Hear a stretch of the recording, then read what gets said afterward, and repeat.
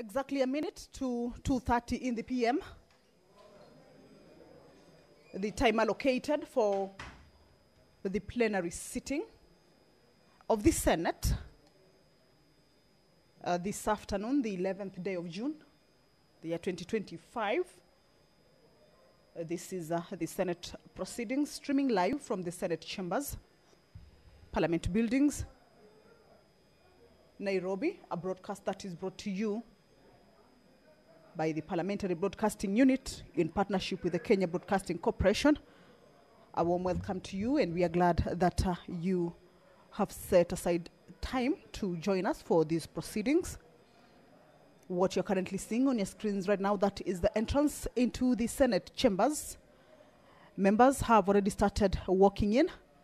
2:30, the time allocated for the sitting. We should be expecting the procession of the Speaker also to be making its way into the chamber.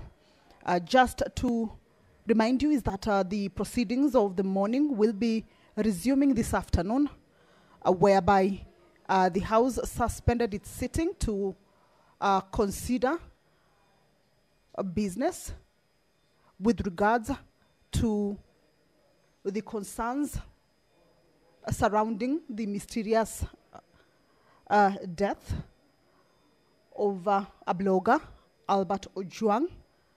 And this was through a motion that was moved by the leader of the majority party to suspend its proceedings for not than 2 hours in order to allow senators to efficiently interrogate the Cabinet Secretary for Interior and National Administration, Honorable Kipchumba Murkomen, the Inspector General of Police, Douglas Kanja, the chairpersons of the Independent Policing Commission Oversight Authority.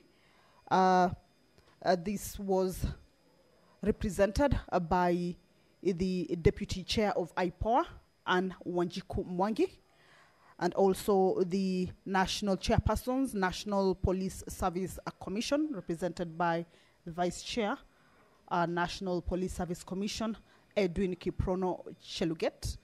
And we also saw the appearance of the Director of the Directorate of Criminal Investigation, Mohammed Amin, who this morning appeared before the Senate plenary sitting in this particular session, where the senators are interrogating the safety and well-being of arrested persons in police custody, and in particular, the circumstances surrounding the death of Albert Ojwang. And we saw the top security officials in the country, led by the Cabinet Secretary, take oath, or the Senate administered an oath to the 5 persons who have appeared before the Senate this morning. And opening remarks were done, starting with the Cabinet Secretary and followed by the IG of Police. Then the Deputy Chair of IPOA, as well as the Vice Chairperson, National Police Service Commission, and finally the DCI office also made its opening remarks. And before the break, that was during the lunch break, senators had already commenced asking their questions or presenting their questions to each and every one of the officials from each office. However, taking a look at some of the opening remarks from the leadership of the security organs, the Cabinet Secretary for Interior and National Administration, Kipchumba Murkomen, had indicated that his office is barred by the Constitution from interfering with investigations, National Police Service being an independent office. However, the Speaker of the Senate, Honorable Amason Jeffa Kingi, has stepped into the chambers to preside over this afternoon sitting. Allow me to hand you over to the broadcast. Good afternoon. Na tuombe. Ewe Mwenyezi Mungu, twakusihi ututazame kwa neema nyingi na baraka, sisi watumishi wako ambao umeridhika kutuita kwa nyadhifa za uongozi katika jamhuri hii yetu.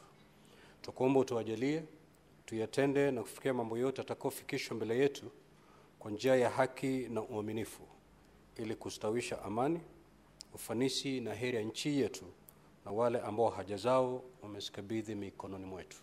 Amen.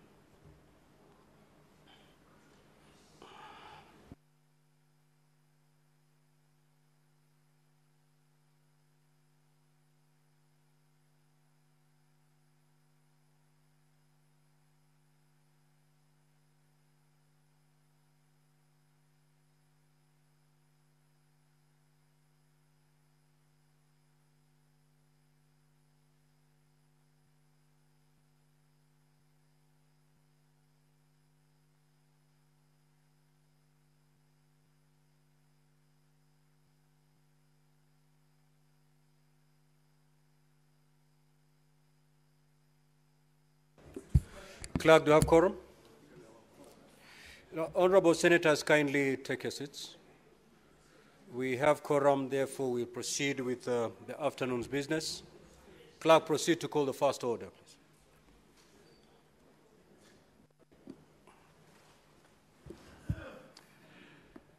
Order number 1, administration of oath.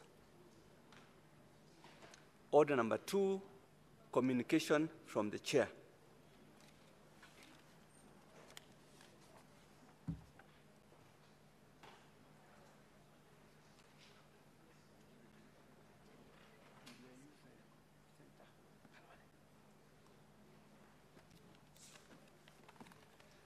Bosi yako ako wapi?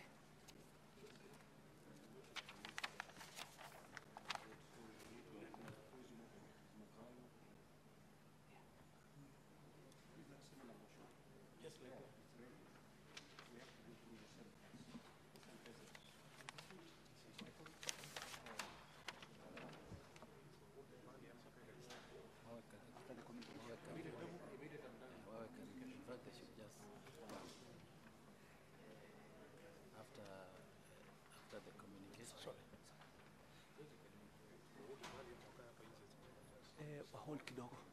Wako hapa, podium, uko naye? Sawa. Okay.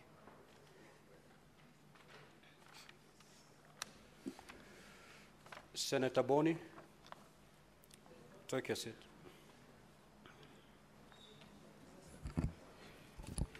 Now, honorable senators, as you may recall, the Senate Majority Leader moved a motion to suspend the morning plenary sitting to facilitate a special session between the Senate and the Cabinet Secretary Ministry of Interior and National Administration, the Inspector General of Police, the Independent Policing Oversight Authority, and the National Police Service Commission. The Director of Criminal Investigations also accompanied the Cabinet Secretary. Now, following a request for a statement by the Senator from Migori County, the Honorable Senator Eddie Okech, MP, regarding the death of Mr. Albert Omondi Ojwang, the following made statements to the Senate on oath on the matter. The Honorable Kipchumba Murkomen, EGH, Cabinet Secretary, Minister of Interior and National Administration, Mr. Douglas Kanja, MGH, EBS, OGW, Inspector General of Police, and Mr. Edwin Kiprono Chelu-Gates, Vice Chairperson, National Police Service Commission. Mr. Mohammed Amin, EBS, Directorate of Criminal Investigations, and Ms. Anne Wanjiku Mwangi, Vice Chairperson, Independent Policing Oversight Authority. Now, honorable senators, following the statements by the office holders referred above, I allowed honorable senators to make comments and seek clarifications on the matter. This continued until 1 o'clock, the time ordinarily appointed for the adjournment of a morning sitting on Wednesday. At the time of adjournment, 16 senators had sought clarification, but still my dashboard was full with senators who wanted to make interventions on the matter. I therefore directed that the proceedings will continue during the afternoon sitting at 2:30 p.m. to facilitate the Senate to exhaustively interrogate this matter. At an appropriate time, therefore, in this sitting, I will allow the Senate Majority Leader to move a motion for the temporary suspension of normal proceedings pursuant to Standing Order 38 for the session with the Cabinet Secretary and his team to continue. Upon approval of the motion, I shall allow the Cabinet Secretary and his team to respond to the issues sought before allowing other interventions from the senators, giving priority to those who have not spoken. Honorable Senators, during the session with the Cabinet Secretary and his team, the rules will have been relaxed. However, it is important to uphold decorum and decency in these proceedings. The Cabinet Secretary and his team are reminded that they are still under oath. Senate Majority Leader.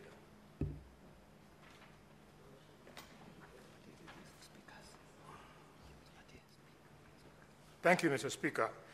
Mr. Speaker, pursuant to Standing Order number 38(1), I move that the Senate do suspend its proceedings in order to allow senators to efficiently interrogate the Cabinet Secretary for Interior and National Administration, the Inspector General of Police, and the chairpersons of the Independent Police Oversight Authority and that of the National Police Service Commission regarding the safety and well-being of arrested persons in Kenya while in police custody, and in particular, the circumstances surrounding the death of one Albert Omondi Ojwang. Mr. Speaker, as the House will recall, this is a similar motion that was moved this morning, and the reasons and justifications that were advanced in the morning still stand true now. And for this reason, I don't want to go beyond this. I urge members to vote to support. This is a unique opportunity, and I want to thank the House. We've conducted ourselves very well this morning, and I want to thank the Speaker. You have presided over the proceedings as expected. I move and request the Leader of the Minority, Justice Mathayo, to second my motion. Thank you, Mr. Speaker.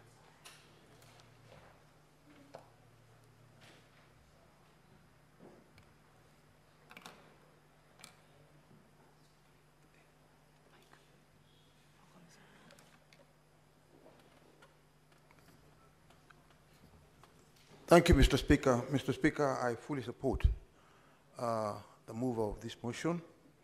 My brother, Dr. Boni Khalwale, and therefore second the motion. Thank you. Honorable Senators, I will now propose the question that pursuant to Standing Order 38(1), the Senate do suspend its proceedings in order to allow senators to efficiently interrogate the Cabinet Secretary for Interior National Administration, the Inspector General of Police, and the chairpersons of the Independent Policing Oversight Authority and that of the National Police Service Commission regarding the safety and well-being of arrested persons in police custody, and in particular the circumstances surrounding the death of Albert Ojwang. Now, the floor is open for debate. However, honorable senators, this being a procedural motion, with your concurrence, you may allow me to put the question so that we dispense with it. I will therefore proceed to put the question that pursuant to Standing Order 38(1), the Senate do suspend its proceedings in order to allow senators to efficiently interrogate the Cabinet Secretary for Interior National Administration, the Inspector General of Police, and the chairpersons of the Independent Policing Oversight Authority and that of the National Police Service Commission regarding the safety and well-being of arrested persons in police custody, and in particular the circumstances surrounding the death of Albert Ojwang.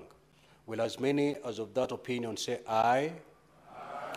Will as many as of the contrary opinion say nay? The ayes have it. Now, honorable senators, pursuant to Standing Order 38, just take your seat, Senator Fernandez. 38(5), I will allocate the time. I will give this up to close of business today, so that we conclude this matter. We don't have to leave other members of this House feeling having been left out.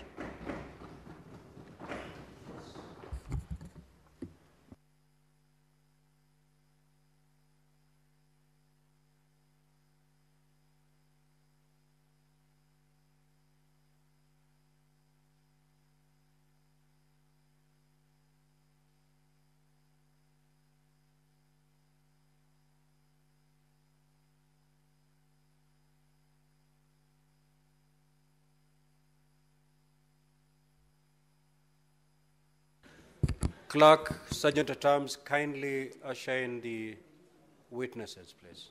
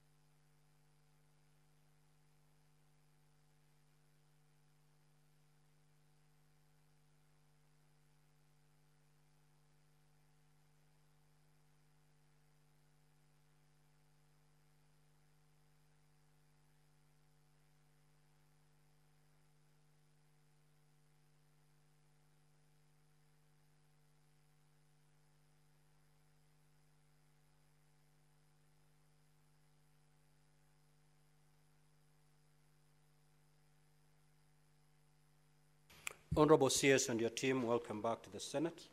Now, Honorable Senators, just like I stated in my communication, we are going to allow the CS and his team to respond to the questions that have already been posed. Thereafter, we'll take a second round of questions.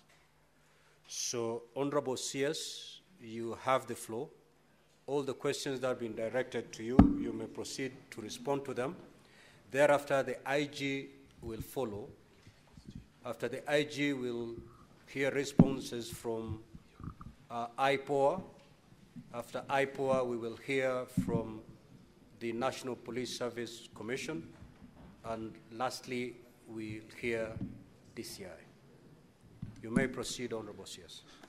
Thank you, Mr. Speaker. First of all, let me appreciate all the members for the questions they've raised, but also for suggestions they've given on areas of improvement, particularly in terms of law and operation of the National Police Service. Mr. Speaker, we have taken notes, but also we will benefit from the Hansard so that we can be able to make sure that all, especially the policy and regulatory suggestions, Mr. Speaker, are going to be taken into consideration. Mr. Speaker, I understood this assignment. First of all, let me say this. I came here today not because I was called, not because a letter, I saw any letter, maybe it was sent from your office. I just saw you live, Mr. Speaker, yesterday. And once you announced live that you will need the minister from here, I did not even take 5 minutes. I called the IG.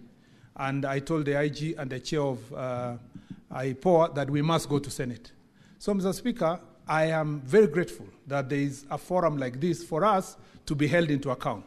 And like many colleagues have said here, that the same exercise I used to do before to hold others into account, Mr. Speaker, I must also abide by the same process to be held into account. So, Mr. Speaker, I respect the authority of this House. Mr. Speaker, I also want to correct an impression that may have been created by my statement. Remember that Senator Eddy, when he rose, he said, Mr. Speaker, he wanted the cabinet secretary to shed light on what I saw with my eyes as the possible persons culpable insofar as the murder of Mr. Albert Ojwang is concerned. Mr. Speaker, I must say this, that it is that led me to Article 245 of the Constitution. And Mr. Speaker, most people may have misconstrued to mean that the Cabinet Secretary does not have responsibility to oversight the National Police Service in the work they do, whether it is in excesses of police officers or in other policy issues. Mr. Speaker, that's far from the truth. I confined myself, Mr. Speaker, I zeroed in on Article 245, subsection 4, Mr. Speaker, for purpose of the investigation, specific investigation touching on this particular gentleman. Mr. Speaker, it will be a violation of our Constitution if, as a Cabinet Secretary, Mr. Speaker, I would now arrogate myself a responsibility contrary to Article 245(4) of the Constitution, where when an investigation is done, if it is suspected that a senator has committed an offense, and as a Cabinet Secretary starts saying, I call the IG and tell IG, go arrest so-and-so, investigate so-and-so, charge so-and-so, the people of Kenya under Article 245 of the Constitution wanted to remove the possibility of any person, not just the Cabinet Secretary, a senator, a president, and any other person would direct investigations into any matter outside the authority of the National Police Service and the Inspector General himself. That is why the only exception given, Mr. Speaker, is the office of the DPP, who can give directions to the IG to carry out investigations. So I want to correct that impression. It doesn't mean that I don't have an eye to make sure that there's a policy framework where police brutality must be dealt with in the country, that we must deal with issues related to abductions, Mr. Speaker, that we must deal with issues, Mr. Speaker, that are related to extrajudicial killings, among others. That is a responsibility that not just the Cabinet Secretary, but also the National Security Council, as everybody has said here, carries out an oversight responsibility on that matter. I want to correct that impression because I saw everybody was riding on that particular section of Article 245. And if I may read again, Mr. Speaker, it says that no person may give a direction to the Inspector General with respect to the investigation of any particular offenses, the enforcement of the law against any particular person or persons. But enforcement of the law generally, I can give directions policy-wise. Investigations generally to acts or resurgence of certain acts or omissions, Mr. Speaker, or offenses, Mr. Speaker, I can be able to give that direction. But I cannot wake up here and say, Senator Eddy be investigated, or Senator so-and-so. That is what Kenyans were running away from. Number two, Mr. Speaker, is to say that it is also not right for me, under the same article, to give direction as to the employment, assignment, promotion, suspension, or dismissal of any person who works in the National Police Service. Again, the people of Kenya wanted to remove a situation where political leaders, including the Cabinet Secretary, Mr. Speaker, would use their position to determine whether a police officer will be transferred, will be promoted, will be fired, will be hired. Mr. Speaker, that was the intention of the people of Kenya, to insulate the National Police Service and to make sure that it's an independent institution. But that does not mean that under policy direction, we cannot tell the Inspector General that any person who is found committing an offense must be removed. That is a policy direction, but not to superintend upon the rules of the IG by picking on specific officers to say, arrest this or leave this other person. If that clarity is achieved, Mr. Speaker, then Mr. Speaker, the problem that people had, including Senator Kalwale, on the question of I do not have an eye. I do not have an eye constitutionally of superintending upon specific investigations, but I have an eye of ensuring that the National Police Service operate under the Constitution and the law, Mr. Speaker. I needed to make sure that I clear that issue. On the other issues, Mr. Speaker, I saw my friend Senator Kalwale had said, Mr. Speaker, because of that Article 245 of the Constitution, therefore, Mr. Speaker, I should abdicate my responsibility. Mr. Speaker, like has been said by many senators here, Senator Kajwang, Senator Kio, Mr. Speaker, on my position, and they have said what I did when I was in this House. My position has never changed, Mr. Speaker. I am, as like the Caleb in the Bible said, I am as strong as I was 5 years ago. Mr. Speaker, my position on the issues of brutality, my position, Mr. Speaker, on anything extrajudicial killings, my position, Mr. Speaker, on matters abductions remain the same position I had in this office, in this Senate. Mr. Speaker, let me say how. Mr. Speaker, when I go to office, I made sure that on the question, and you know, some people speak as though I've been in this office for 6 months. Mr. Speaker, I'm not yet even 6 months since I joined this office, but I'm glad that many people have expectation in me. I know even of a particular senator, Mr. Speaker, who never even waited for 2 months, whose national chorus is Murkomen must resign, Murkomen must be fired. Mr. Speaker, even when I was 2 months to the office, that was the song he was singing. Mr. Speaker, I am used to that song. But the point I want to make is that as a cabinet secretary, Mr. Speaker, when I go to office, I know, Mr. Speaker, for sure that there were challenges in our National Police Service. Mr. Speaker, in any case, the statement you have asked me to come and answer today, if it were not for the issue of Albert Kajwang, is in relation to last year's unfortunate incidents that happened on 25th of June. Mr. Speaker, where a number of cases are under investigations. Mr. Speaker, a few years ago, the question of Baby Pendo. Mr. Speaker, a few years ago, the question of Koome.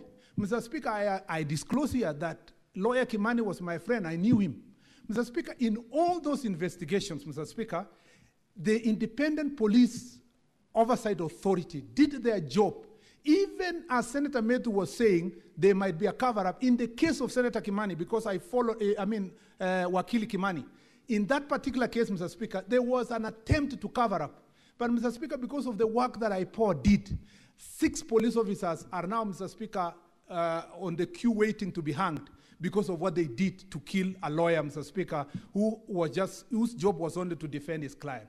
Mr. Speaker, therefore, there is enough precedent to deal with matters that are related to police brutality and extrajudicial killing.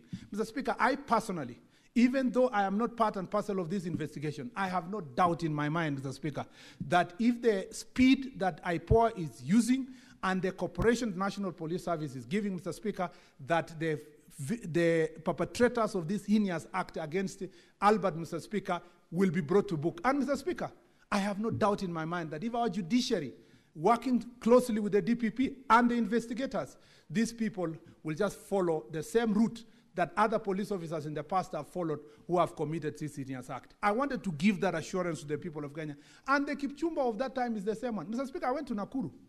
Brian Odhiambo, his mother confronted me because Brian Odhiambo was kidnapped and taken to, I think it was National Park. Mr. Speaker, the investigations have stopped.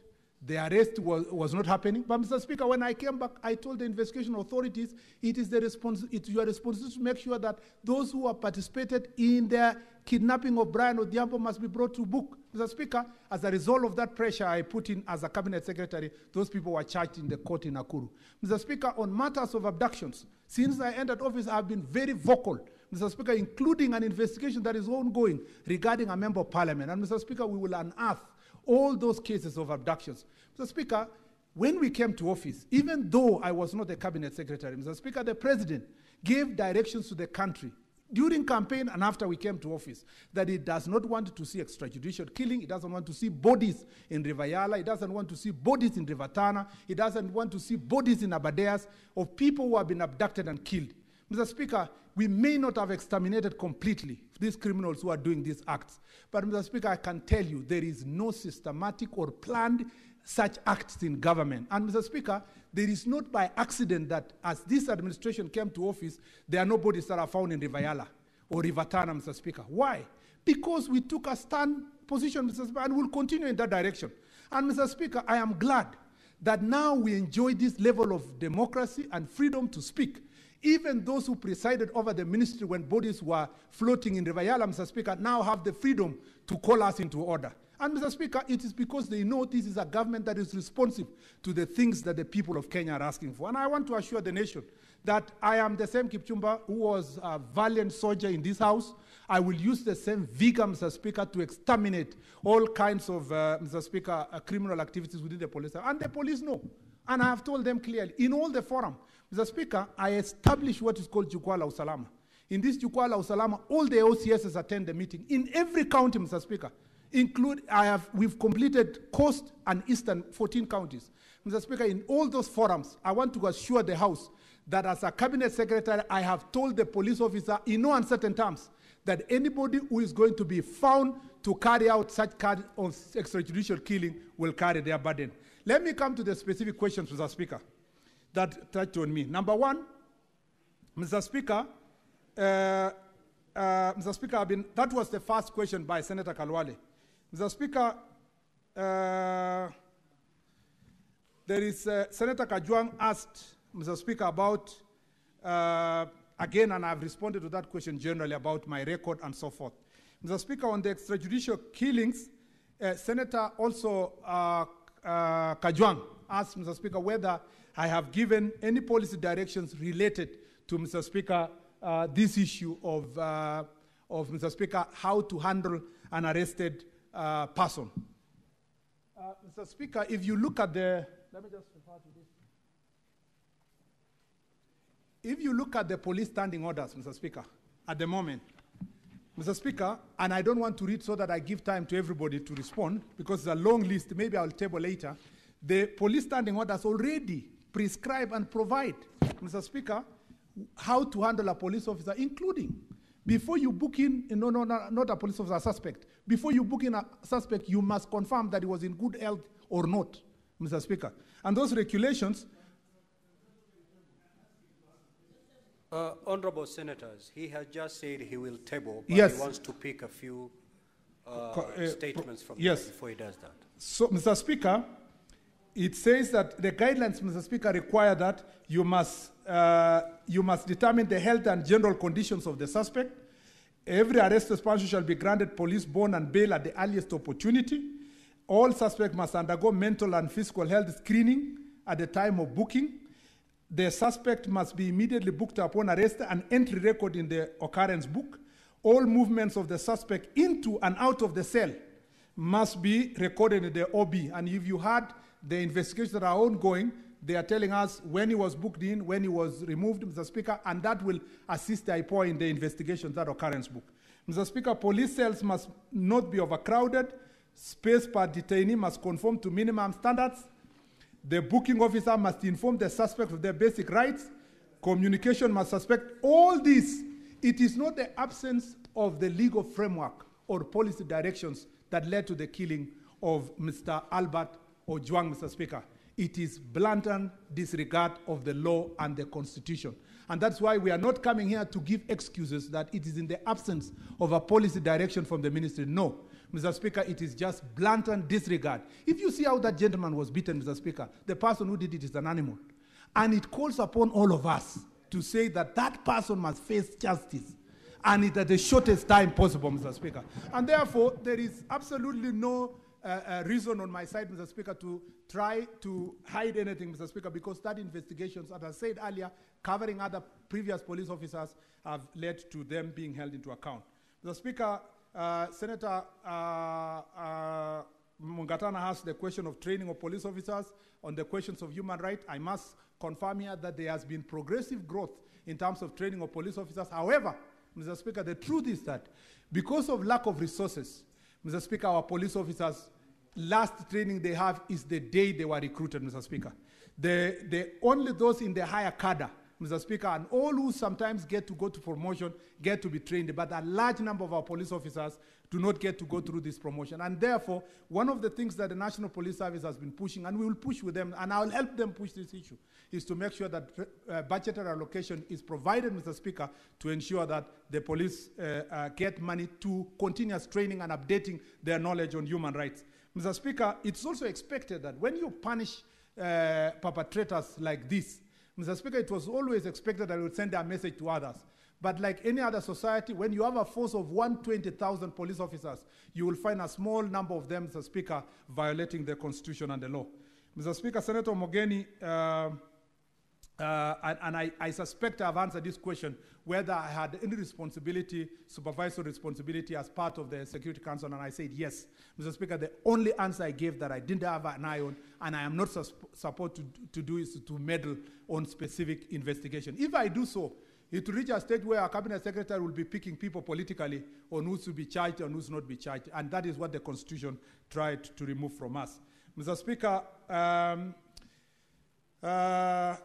on the question of Senator Wambua, I think generally I've also answered by the statement I made, except to add that, Mr. Speaker, I want to assure my friend Senator Wambua that I did demand answers from the Inspector General of Police. The only difference is that because I'm a cabinet secretary, I cannot demand in public. I cannot call a press conference to demand speedy investigation from the Inspector General or to request him to make sure that the people of Kenya get answers in good time. It is because we work together. I can give him a call and to tell him to speed up the process. And I think if you think that this is an issue that was reported on Sunday, and Mr. Speaker, today is Tuesday, the speed, Mr. Speaker, is commendable. And I believe that if the IPOA can move in the same speed, it should be in few days, and I don't want to commit myself because they are independent. They should commit themselves to, in the shortest time possible, to make sure that that file is taken to the DPP office.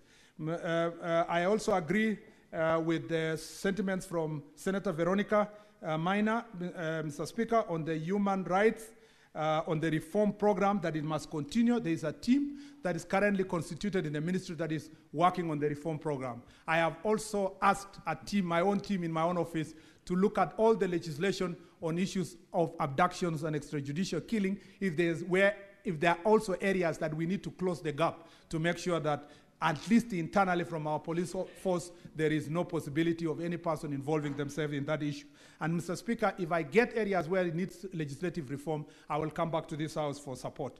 Mr. Speaker, I agree with her that in one way or another we must support Albert's family, and I hope that those who will be found culpable also will be held into account, Mr. Speaker, over and above us just supporting from as government, and also all of us who are sitting here, perhaps from our own calling and generosity.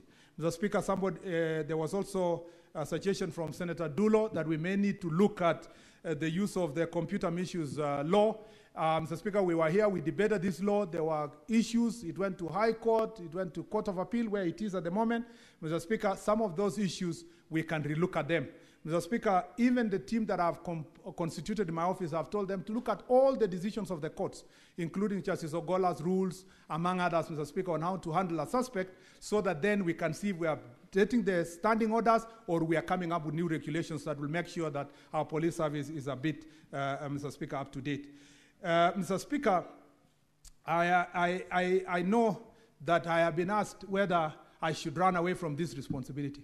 Mr. Speaker, for the 6 months I've been in this office, nearly 6 months I've been in this office, the effort and the energy I've put to revamp this ministry, Mr.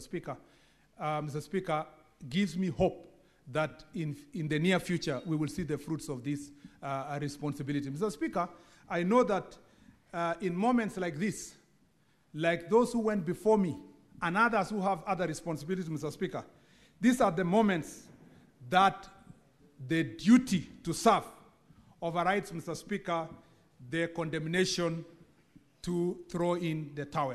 It is important as a leader, when you are faced with challenges, to provide solutions. If you become the kind of a leader that runs away from solutions, Mr. Speaker, then you miss that opportunity. Mr. Speaker, I've been asked by dear Mr. Nyutu Senator Nyutu and Senator Kalwale, Mr. Speaker, the question of why, Mr. Speaker, I should not ask the DIG Langat to step aside. Mr. Speaker, let me say this, that, Mr. Speaker, this is an ongoing investigation.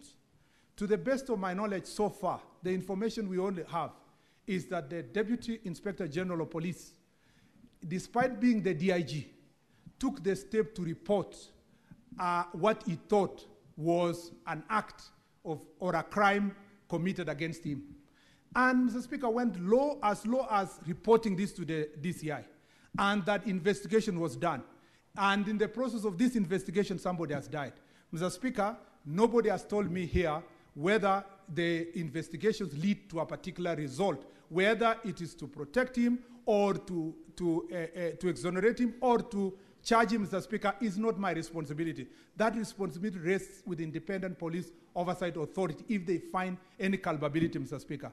The rule of law demands from all of us, God forbid, should a senator here, at the rank of minority leader, for example, report a case to the police and the suspect is arrested and dies in custody, God forbid that the minority leader, someone will say he must take responsibility. In the same breath, Mr. Speaker, there must be a link between the crime and the individual. And therefore, Mr. Speaker, I will ask IPOA, and as I said earlier, as the Cabinet Secretary, I will not play a role in pushing for a particular person to be charged or a particular person to be exonerated. The evidence must lead to the suspect, Mr. Speaker. And when we are going for anybody, it must be based on evidence. Otherwise, if we lose that rule of law, people will be taking advantage of such occasions to do the same. Mr. Speaker, ask yourself, I was here in this chamber, Mr. Speaker, when as I said, my friend Kimani was abducted by police officers and killed in Machakos. Mr. Speaker, I was here when the case of Pepe Pendo happened. I was here when Koome happened. Mr. Speaker, the process, even when people thought that there will be no justice, justice was found because the right process was followed by IPOA.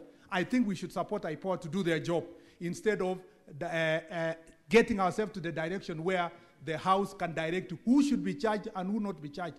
Mr. Speaker, I was a bit worried. I know there is privilege in the chamber. I was a bit worried when senators divert to the attention of determining who is to be charged and who is not to be charged. Mr. Speaker, it violates the same Article 245 of the Constitution and affects the question of rule of law. What we should be demanding is that every person who will be found culpable, led by the evidence, must be brought to book, regardless of the position, regardless of his relationship with anybody. Mr. Speaker, and the last thing was, there was something to do with reforms again. And to close in, Mr. Speaker, I wanted to assure Senator Haji. Mr. Speaker, when Senator Haji spoke, I was fighting tears because he spoke for all of us and he spoke for this country. Mr. Speaker, the life of Albert Ojwang is as painful, Mr. Speaker, as the life of Father Alois, who was killed by criminals. It's also as painful as the life of that person killed in Garissa. It's the same as the ones who died in Todonyang where I visited recently, Mr. Speaker. So, Mr. Speaker, in the national security architecture, we take every life seriously. We are glad that there is an opportunity today to discuss the question of the life of Mr. Albert Ojwang. I do not take it away from those who brought it to this chamber. But, Mr. Speaker, I want to assure the country that we take the same seriousness in every other life, just like the case of Albert. And I hope that also this chamber and the Republic will be conscious to deal with these issues when they come before us. Mr. Speaker, I remain seized of this matter. I will remain accountable to this House, and therefore, Mr. Speaker, I'm ready and willing to ensure that I respond to all the questions that this chamber. Mr. Speaker, in any case, in the statement I was going to bring to this House, there are also very weighty issues about abductions and police brutalities and citizens killing during protests last year. And I believe that, Mr. Speaker, when we get the time to come back again, these issues will have to be ventilated based on the responses that we are going to bring to this chamber. I thank you, Mr. Speaker. Now we are going to hear responses from the IG. IG, you mentioned the name of the senator and the question and proceed to respond so that we save on time. Thank you very much, Mr. Speaker, sir, the honorable members of the Senate, let me start by saying that I appreciate you very much. The questions that were raised here, they are questions that are weighty. They are questions that are very valid. They are questions that are also going to assist us, even when we're looking at our standard operating procedures and so forth. So I really, really appreciate your contribution, the questions that you asked. They are very, very important to us. Secondly, Mr. Speaker, sir, let me say that when I was being vetted by Parliament, I did inform the Parliament that I will operate within the frameworks of the law. And I demanded the same from my officers, the members of the National Police Service, to operate within the frameworks of the law. That is the reason why myself as the Inspector General and the leadership of the National Police Service, we are pained by the loss of the late Ojwang in our police cells there. We are pained. As a parent, I'm also pained for losing young Ojwang. I feel pained. Now, when we go to the questions, the first question was by Honorable Senator Okechi. The circumstances that led to the death of the late Albert Ojwang. These circumstances are being investigated by IPOA. And as my CS has said, let us give IPOA an opportunity so that they can quickly be able to investigate and tell us openly exactly what really happened. Number two, there was this report of Albert having hit his head against the wall. That is the information that came, the primary information that came from the same station. But in the subsequent press briefing that I did, that was rectified, and in fact, we can even be able to see it very, very clearly by the results of the investigations. There was this question that was asked by Honorable Senator Medho. Why was he taken to Bagathi and not Kenyatta National Hospital, which probably could be a little bit near? Let me say this. Both of them are government hospitals, both Kenyatta and Bagathi Hospital. Maybe for the officers who are taking him to hospital, they made a decision to take him to Bagathi, but both of them are government hospitals. And we believe that they have got what it takes to treat a sick person. Then there is also this question of the interdiction of the officers. Why is it that the Inspector General did interdict the officers immediately? The reasons as to why I did interdict the officer commanding Central Police Station, the duty officer of the night when the late Albert Ojwang lost his life, the officers who are manning the report office, IG just pause. Yes, what's your intervention, Senator Fokelov? Thank you, Mr. Speaker. Mr. Speaker, I can see he has now going to be answering those questions which were asked. I had a question as to why was he not arrested, charged, or put whatever in a custody or something like that in Homa Bay. Why did he have to travel all the way from Homa Bay to Nairobi and ended up losing his life here? Senator Fokelefe, the IG has a list of all those questions. He will get to yours. Just be patient. Proceed, IG. Thank you very much, Mr. Speaker, sir. This question was actually asked by Honorable Senator Medho, as to why I did interdict these officers, because these were the officers who were on duty there.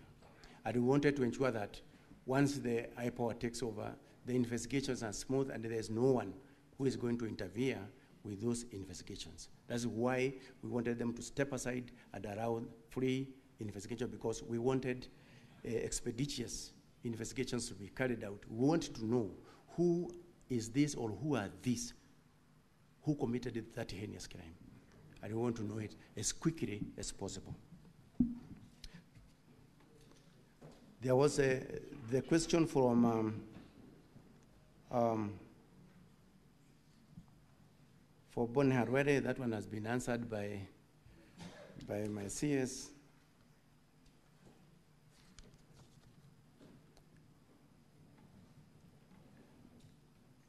Then the question from Honorable Senator Manzayo.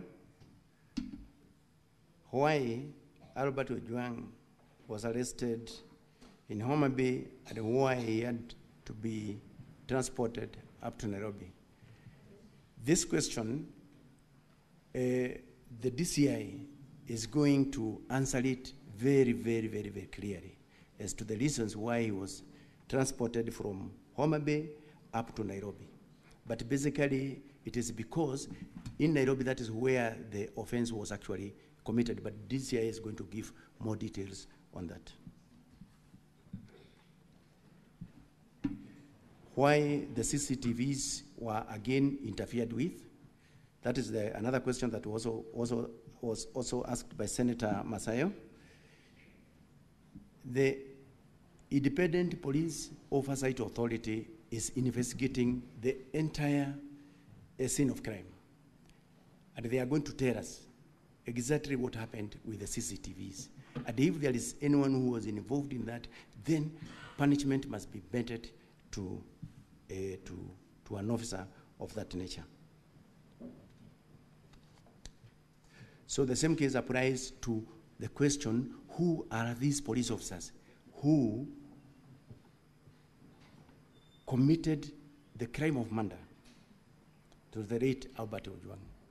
Again, we are waiting for answers from IPOA, who are right now investigating the same. And we are looking forward to the resolution of that issue soonest possible, because it's something that have actually captured the entire country into what happened on that date. The question from Honorable Senator Kajwang.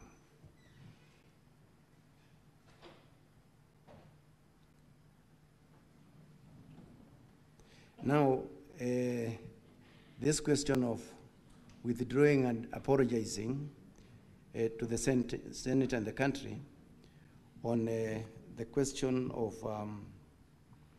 the late Ojwang, Ojwang having committed, hit his head on the walls. I think, as I said from the word go, we allow the IPOA to investigate, and they are going to give us concrete answers, because I have already indicated that in the subsequent media briefings that I did, that situation was actually corrected. IG. On whether... IG, you need to respond to that question in a better way. This was the question by Senator Kajwang, that through your official communication, the first information you put out there to the public was that the young man had hit his head against the wall and therefore died. Later on, after the autopsy was carried out, it was found to be totally different. The question that the senator then rose to ask was, would you, having put that communication to the public that the young man hit his head on the wall and died, would you withdraw that particular communication and proceed to apologize to the nation? That was the question the Honorable Senator asked. If you're unable to do that, you can also, that's also an answer. Thank you very much, Mr. Speaker. On that question, let me say this. Number one, if in the ongoing investigations by the IPOA investigators, we get to know the truth, the officers who issued the initial report that we relied upon, then they will have to face disciplinary proceedings as provided for by the regulations by providing incorrect information. So we are awaiting the outcome of the investigations of IPOA in that. IG, we've had the benefit of hearing the representative of IPOA in the morning, and they were very categorical on what caused the death of this young man. What more do you want to hear? Mr. Speaker, sir, from what we have heard here from the IPOA, although we have not yet gotten that report, we will proceed on and take appropriate measures on the officer who gave the primary report on that material day. We have taken note. IG, proceed.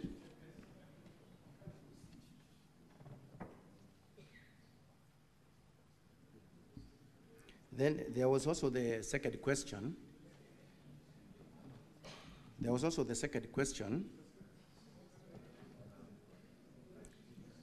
Honorable Senators, I think we are doing pretty well now. We are doing very well. What is your intervention, Honorable Mugatana? Now, IG, the reason why you're attracting a lot of intervention is because you do not want to open up and just tell the senators exactly what happened. We're here to hear the truth. Just give us the truth, and there'll be minimal interventions. Proceed. Mr. Speaker, I have a lot of respect for the current IGP. In fact, a very professional police officer. But I wanted to remind him, the Constitution has given us, under Article 238, the principles of national security. And Mr. Speaker, on 238(2)(c, it says, in performing the functions and exercising their powers, national security organs shall respect the diverse culture of the communities within Kenya. And Honorable Senator Kajwang has said, to imply suicide from his cultural background, it is attracting a huge stigmatization of that family. So I'm inviting the IGP to offer an unconditional apology to the Senate in view of the post-mortem report that has been made public. And then we proceed, Mr. Speaker.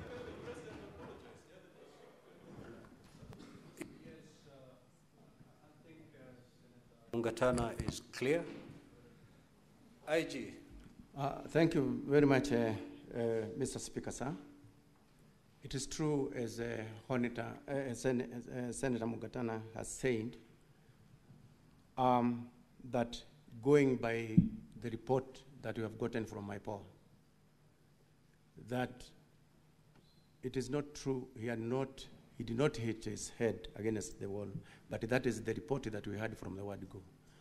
I tell my apology on behalf of the National Police Service because of that information.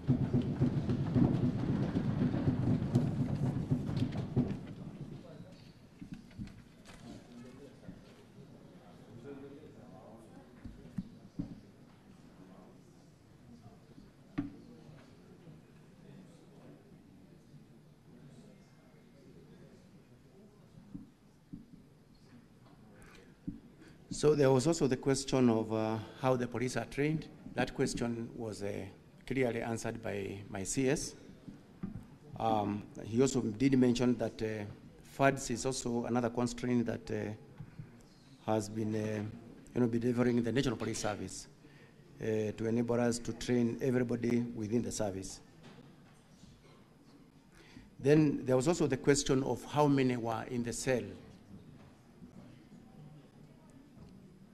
There was also the question of how many were in the cell where Albert was held.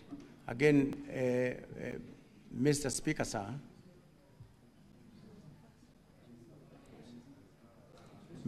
sir, this question, again, will also be answered very clearly in the investigations by the IPOA of how many were actually in that cell. The questions by Senator Omugeni.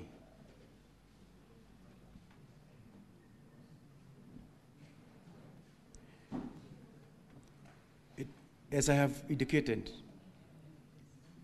I myself am a parent. My other senior level commanders, they are all parents. By losing Ojwang, it pains me, it pains them. It is not right to lose them in a police cell. Now, when he arrived, or when he was brought in from Hamabe,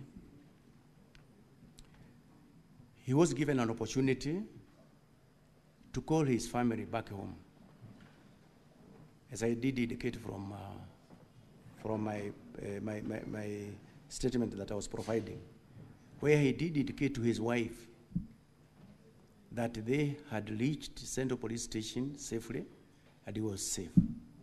So that one confirms that when he reached Central Police Station, he was all right, by his own statement to his own family, that he was fine. So the second question is about why was Ojwang booked alone in the cells. As I have indicated there earlier, this is something that we are going to be provided with answers by the investigating agency, because these are some of the questions that it must answer.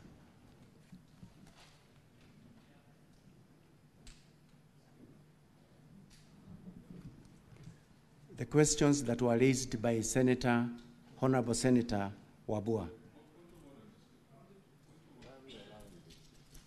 IG, you 2 minutes ago you're doing fairly well, but I can see there's a relapse. The question was, why was this young man booked alone in a cell? And your response, if I got you correctly, is that matter is under investigation. Yes. Really, is that your response? Yes. The matter is to establish the correct position. Senator Kajwang.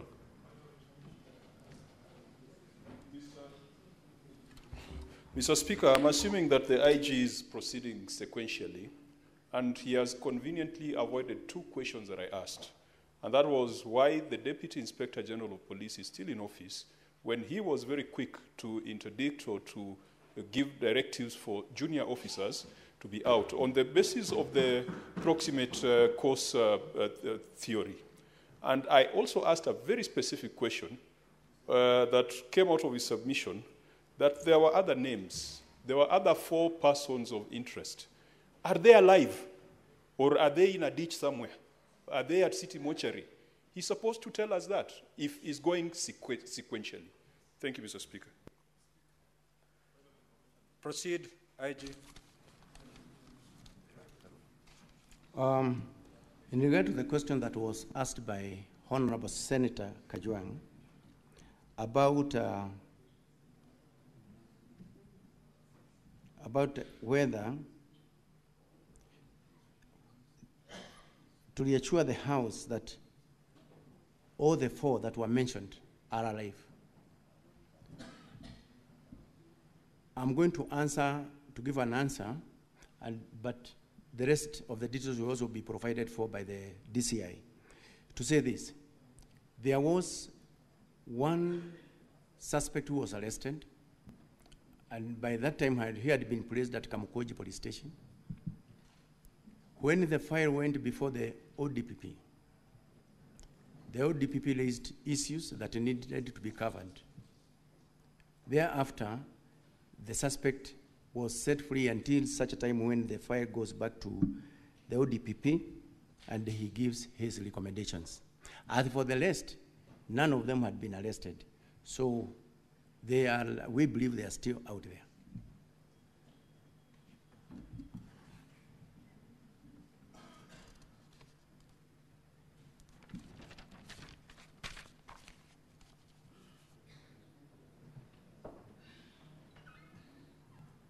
About why the DIG is still in the office, the reason why I did not go back to that question, it is because the CS had given actually an answer on the same.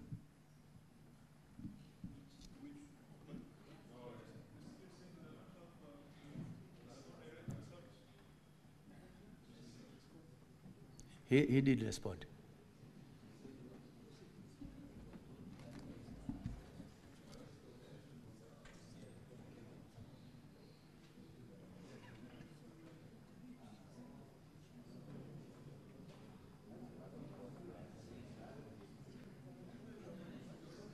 Yes, proceed, IG. Proceed. We need to save on time. Thank you very much, Mr. Speaker. So that question of why Ojwang was booked alone in the cells, as I have answered right now. No, we are saying. Honorable Senators, the IG has responded to that question. His answer may not be satisfactory, but it's an answer. That is what he replied. Proceed. Thank you, Mr. Speaker, sir.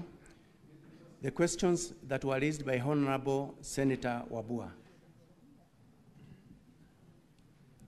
He first of all registered displeasure of the absence of the chair IPOA. I think that one was recorded.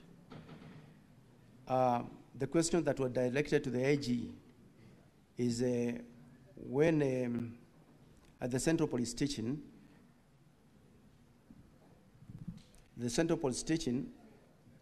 Albert was booked again alone in the cell.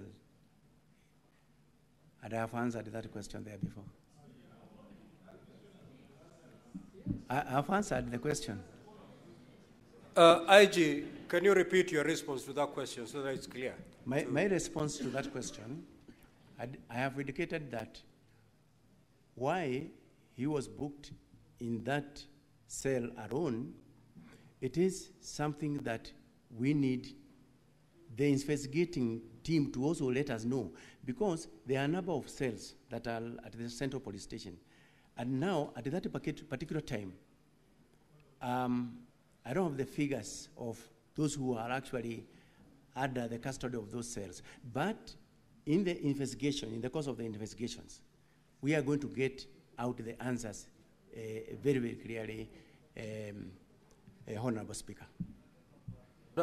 IG, your CS has tabled the police standing orders, which are very clear on how to handle a suspect, book him in, and all that. Under what circumstances, and that is what the senators would wish to know, under what circumstances can a suspect be put in a solitary confinement? And did this young man fit the description so as to be put in a solitary confinement? Honorable Speaker, once again, thank you very much. The CS have actually tabled the standard operating procedures through which the procedure that the police follow actually when someone is being placed in the cells, somebody has been arrested, brought in, the recording of the OBs, the recording actually in the cell register, and the number of even those suspects that are held in a particular cell is also very clear. So what I am not very sure of as at now is, and I'm looking forward to the investigation of the IPOA, why is it that he was alone in that cell? Is it that we had more cells? Is it that we did not have others who are there? So we are waiting for that question from IPOA. Proceed, IG. Honorable Senators, let him conclude. We'll get better responses from IPOA. But before you proceed, IG, what's your intervention, Senator Andago?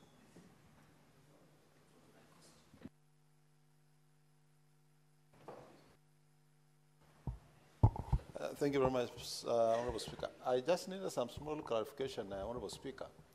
I thought in the morning I heard the IPOA say, in the progress they have made, they have also recorded a statement from one of the detainees. And maybe the clarification is, was that detainee in the same cell with Ojwang? So that the question of whether Ojwang was actually in the cell alone. Can we marry the two? Because IPOA is here and police is here. Yes, proceed, IG. Then there was also this question, again from Honorable Senator Wabua, which he asked, how did the OCS confirm Albert Ojwang was fine when he was booked in? So again, that question goes back to the earlier question that I had answered, that when he reached the police station, when he was brought in at the Central Police Station, he was given an opportunity to talk to his spouse, where he did confirm that they had arrived safely and he is fine. And that record is actually in the occurrence book. And it was done by those officers who are at the report office at the Central Police Station. So that is actually the confirmation that he was fine when he reached the police station.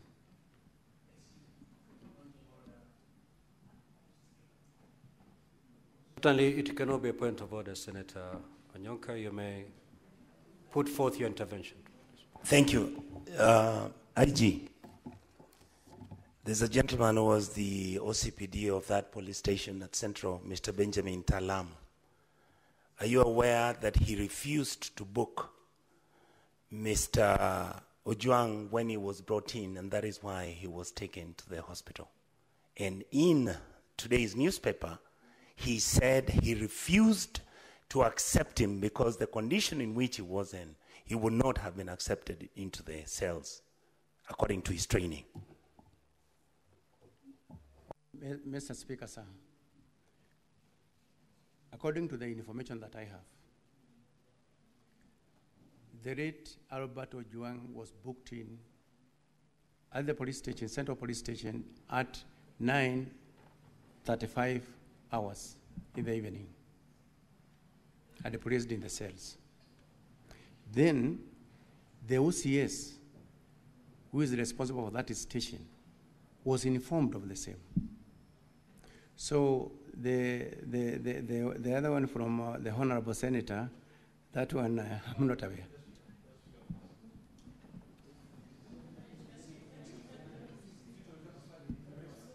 Honorable Senators, I'm taking note, and Senator Wambua, I'll come back to you. Just run through the questions that you have. For those ones that we feel are not satisfactorily answered, we will certainly have an opportunity, Senator Boni. Just proceed. Yes, Senator Boni. Mr. Speaker, the public and the Senate are expecting that the witnesses we have this afternoon will shed light.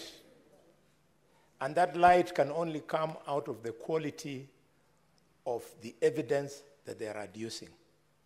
Mr. Speaker, there is something called a hostile witness. When a witness deliberately, with due respect to Kanja, either becomes economical with the truth or attempts to evade a question he's being hostile.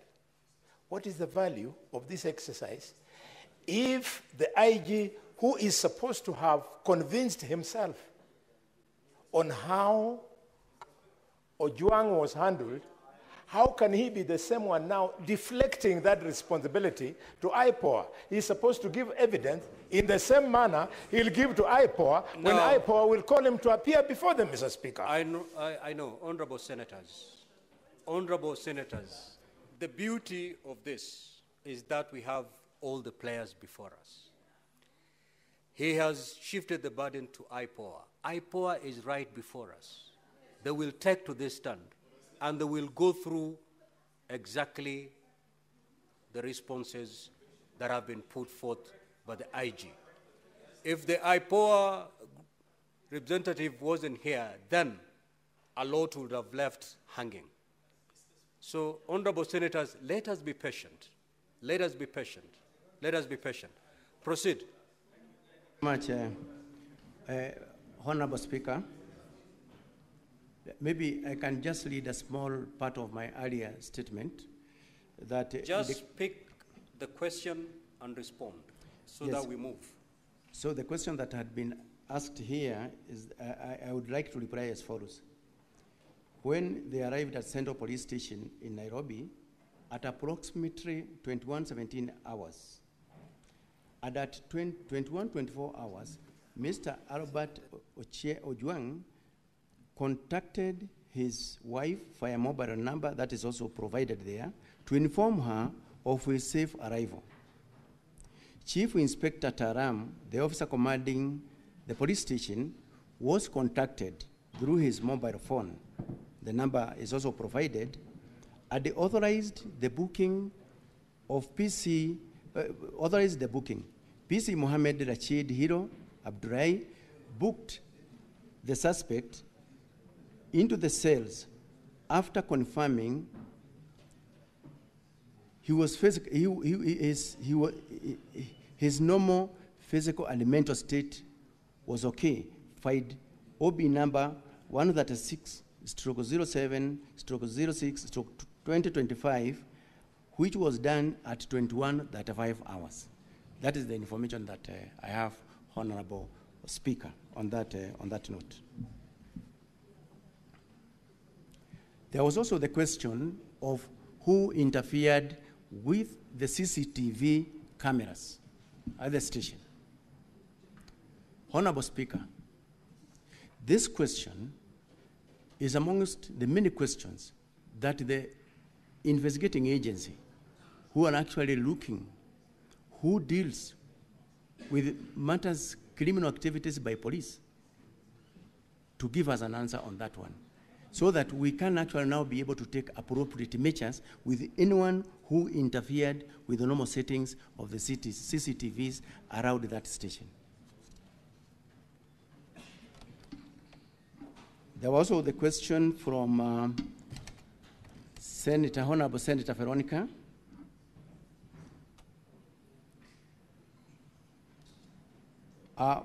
The first question was, who deleted the Albert X account? Again, this question is going to be answered very clearly by the DCI. Who interfered with the CCTV cameras, and whether there is a backup of the same.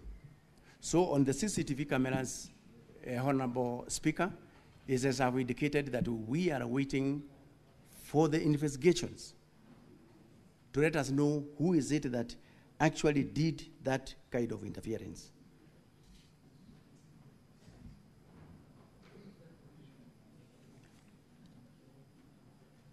On the issue of whether we have a backup or not, we have already given some experts an assignment on that, and we are going to get that report very soon when we are still here.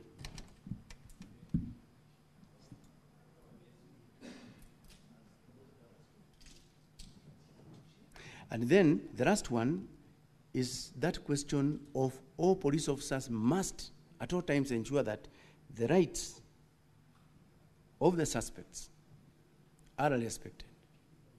That is our standard operating procedures. For those who defeated away from that, then they must face the full wrath of the law. That is our position.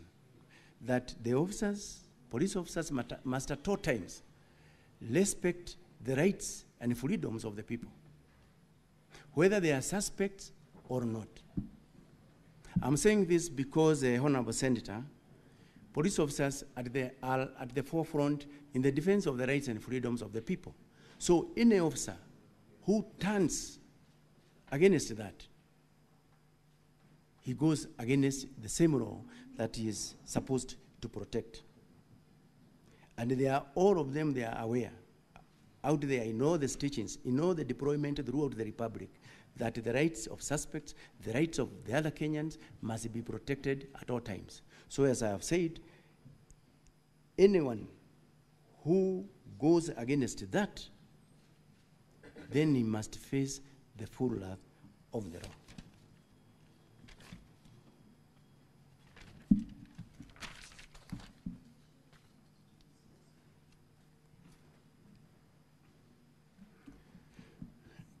The questions from Honorable Senator Duro.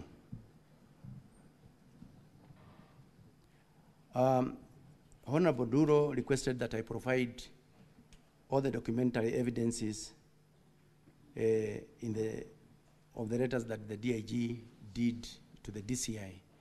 We have them, and I want to promise that by tomorrow, when we are attending the Committee of Senate, we will be having those documents with us. She did ask the same question: why does the police have to drive all the way from Homa Bay, the suspect from Homa Bay to Nairobi? That is, as I have answered there earlier, and the DCI is also going to give additional details on the same.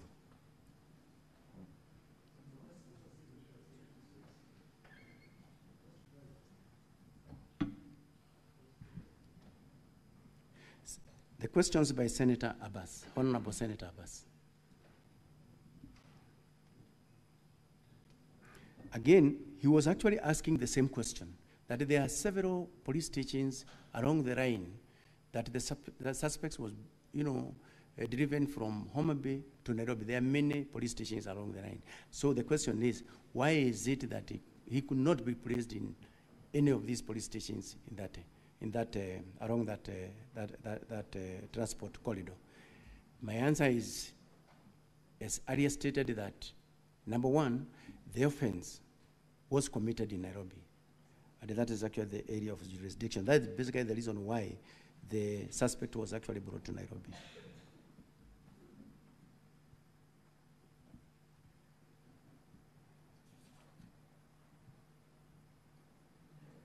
Then there was also this question from Honorable Senator Haji,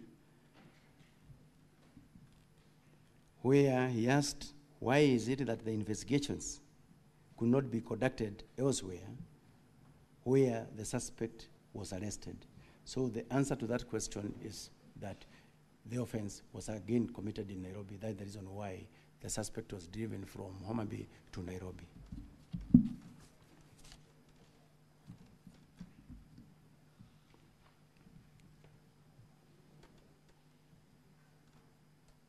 The last bit, where Honorable Senator Newton, he asked, why is it that the investigations have been done so fast?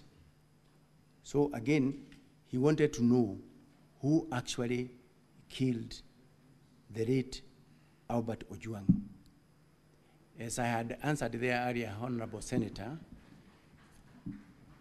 I'm eagerly waiting to know amongst those officers who are on duty or any other officer who are involved in that transaction, who is it that did, or who is it, or who are they that are involved in the cold-blooded murder of Albert Ojwang.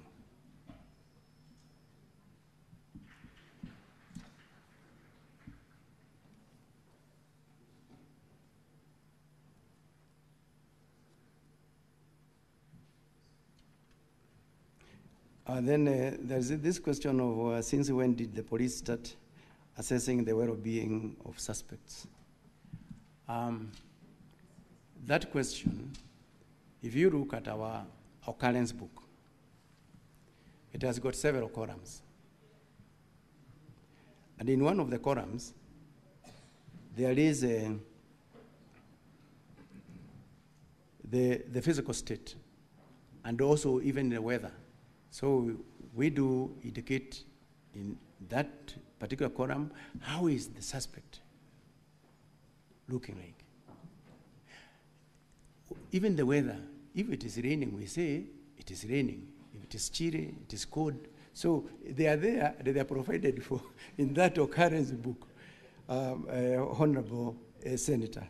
So it is on that basis, after he also spoke with the spouse, it was also confirmed that he did confirm that I'm okay and I have arrived safely in Nairobi. So based on that, the OB recorder recorded the same in the occurrence book. And it is there actually to be seen by everybody.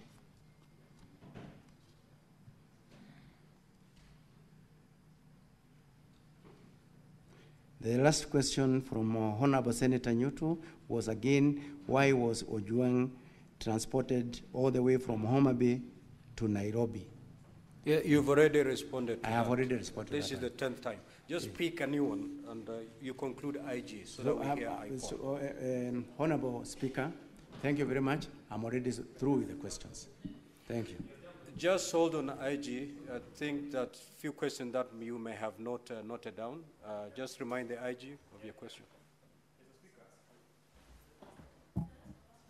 Yeah, Mr. Speaker, you ask, and if you ask and you're not answered, so it's fair that we remind the IG the questions that have not been answered. When IG, I asked a very specific question on the events of the 5th of June. That was a very specific question, and I don't want to repeat the question. I'm sure it has rung back in your mind that I said that on the 5th of June, so much happened, and the officers were in Kisii by 12:55. That question I had asked, and you have not answered. And finally, why you chose Bagadia and not Kenyatta National Hospital? That was, yeah. Honorable Methu, the IG responded to that question. You know, now, I think what you need is the second limb of Senator Methu's question, is that the time computation does not add up. What do you say to that? For that one, Honorable Speaker, the DCI have got a unit that deals with serious crimes. And in that unit, although he is going to give details on that one, in that unit, he has those who records the statements, those who are investigating on other bits of, every continuing investigations. So that's the reason why you find that once it has been confirmed, for example, by the CAK, has been confirmed by the EACC, then there is this team that moves immediately and effects, for example, the arrest. So that is basically the reason why you find that it is really not the same team that is seated at the DCI there that is doing all that, but it is one unit. So the information is passed to the other teams that are there.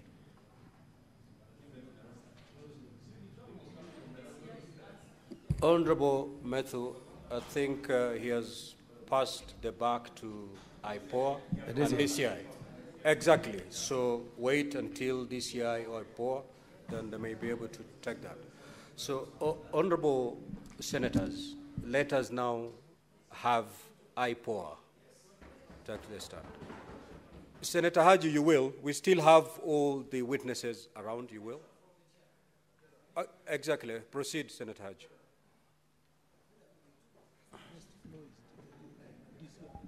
Thank you, Honorable Speaker. Honorable Speaker, this is an unusual sitting.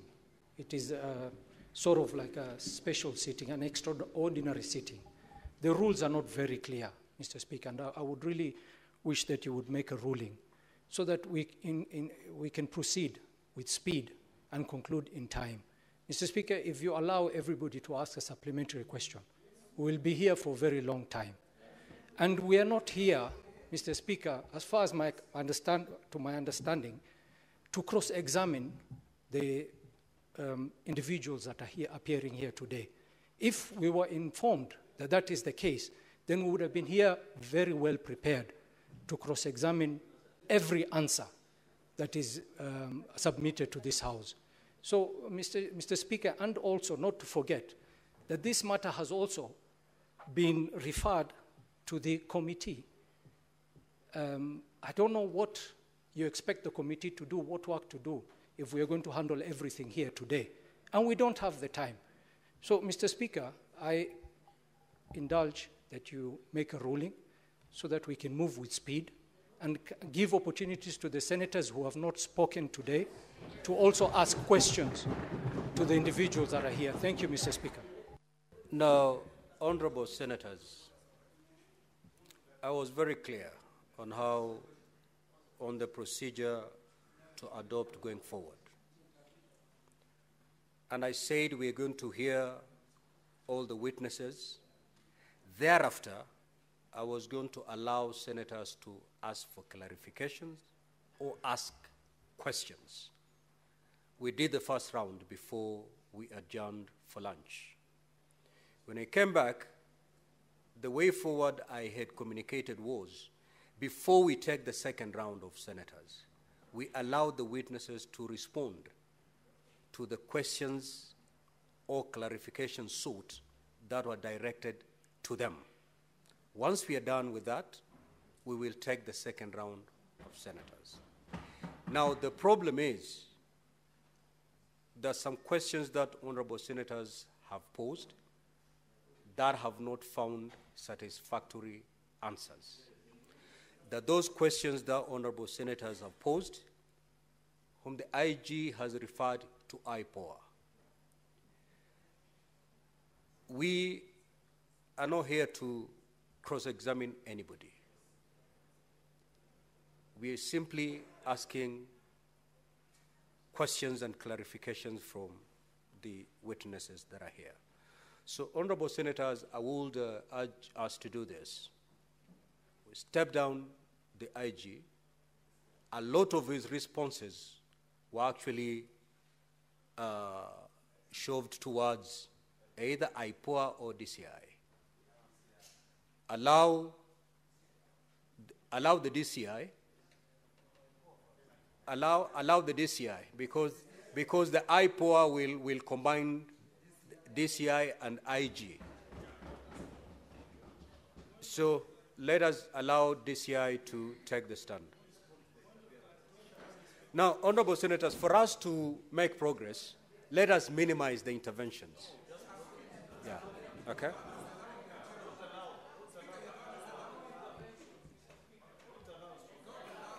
Honorable senators, let us allow DCI to proceed to respond to the questions sought. And as the DCI does that, please let us not have any interventions so that we make progress.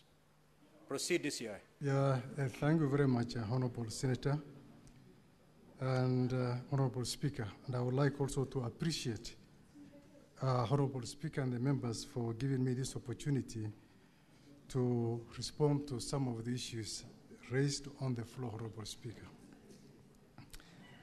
Honorable Speaker, an Honorable Senator has actually appealed to my religious faith. And I would like to categorically confirm that I fully understand the religious implications of swearing by the Holy Quran. I cannot please a human being so as to displease my Creator. So mine is to reaffirm that whatever I've said before the Senate and whatever I'm going to say shall be the truth and the whole truth, Honorable Speaker. Honorable Speaker, some of the issues that I'll be addressing to have been raised. It is cross-cutting. So I may not be able to attribute the questions to a particular senator. I wish to confirm that it is true that just like any other citizen, the DIG KPS, Mr. Lagat, filed his complaint with the DCI in view of the very, very serious allegations touching on the integrity, both on the office and on the person of the DIG KPS. And with those very, very serious allegations, his only recourse, Honorable Speaker, was to report the matter to the DCI, which is the investigative agency of the National Police Service, so as to investigate those allegations to its logical conclusion. There was nothing extraordinary with that report.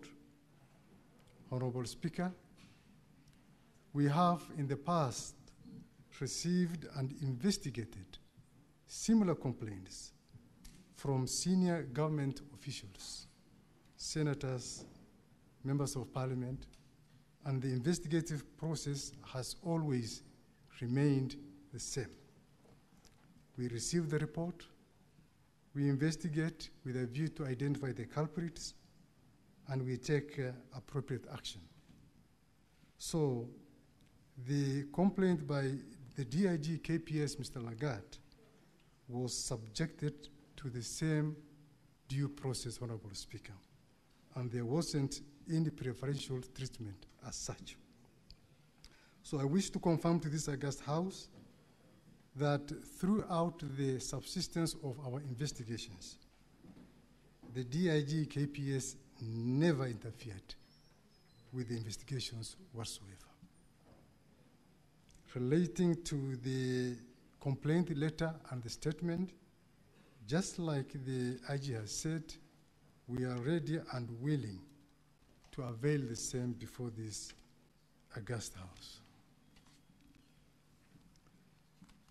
The question on why the deceased, may his soul rest in peace, was transferred from Homa Bay to Nairobi.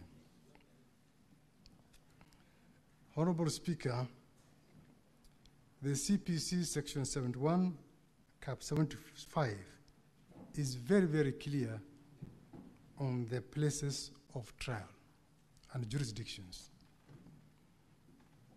Ordinary places of trial for an offense is determined where the crime was committed. Our courts also do have jurisdictions, save for those courts that do have or enjoy inherent jurisdictions. For this particular matter, Your Honorable Speaker, the offense we believe was committed in Nairobi, but the arrest was done in Homa Bay County, and that's why the deceased had to be driven all the way from Homa Bay to Nairobi. You may also wish to note that offenses of cybercrime, Honorable Speaker, have a national jurisdiction, as there's no way of justifying the place it has been perpetrated. It is an offense that can be committed even when somebody is on a journey. So it has a national jurisdiction. Senator Kalwale alluded to the fact that we did not have a court order. And I would like to state very clearly, Honorable Speaker, that we do not require a court order to move a suspect from one police jurisdiction to another police jurisdiction. We don't require a court order. For this, for the deceased, he was booked at Mawega Police Station, that is Homa Bay, and booked out at 16:00 hours. And he was booked at Central Police Station 21:32 hours. There was an allegation that why we could not provide the CCTVs at the DCI offices in Mawega, I wish to confirm that we don't have a DCI offices in Mawega. It is a recently elevated police station from a police post, and we don't have the presence of a CCTV there. I further wish to confirm, Honorable Speaker, that the deceased was treated with utmost humility throughout the journey, all the way from Homa Bay to Nairobi by the arresting officers.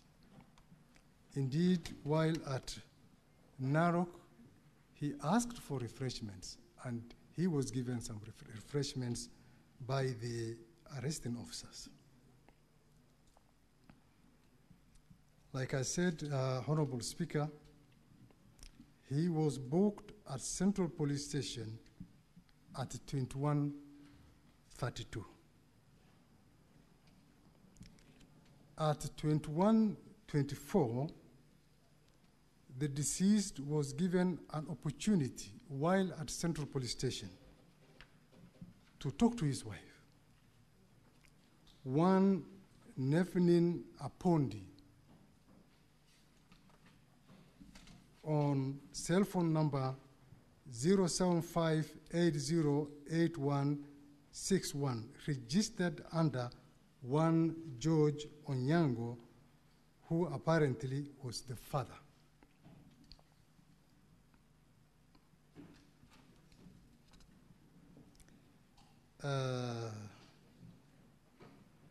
The vehicle that was used to ferry the deceased from Homa Bay County to Nairobi was a DCI vehicle, GKC519B Subaru Forester. And I can confirm, Honorable Speaker, without any fear of contradiction, that from Homa Bay, the suspect was driven straight to Central Police Station and nowhere else. And for this, we can technically confirm even the movement of the Subaru vehicle by using the GPS system. Some members were alluding to the fact that maybe the suspect was taken to DCI headquarters. And nothing can be far from the truth. From Homa Bay, he was taken straight to Central Police Station, where he was booked in the cells. And the actual booking, the digital booking, was done by the report office personnel. That vied OB 136-76-2025 at 21:32, and it says that the suspect was placed in cells while appearing normal. And that was captured digitally. So there's no room for human manipulation. It has further been confirmed that before the booking, the report office personnel called the OCS. And it's unfortunate, this is being said that Talam, actually Talam, Honorable Chair, Honorable Speaker, is the OCS and not the OSPD. That he declined to book the suspect. Talam is the officer commanding Central Police Station. And from the totality of things, he should be treated as a prime suspect in the matter.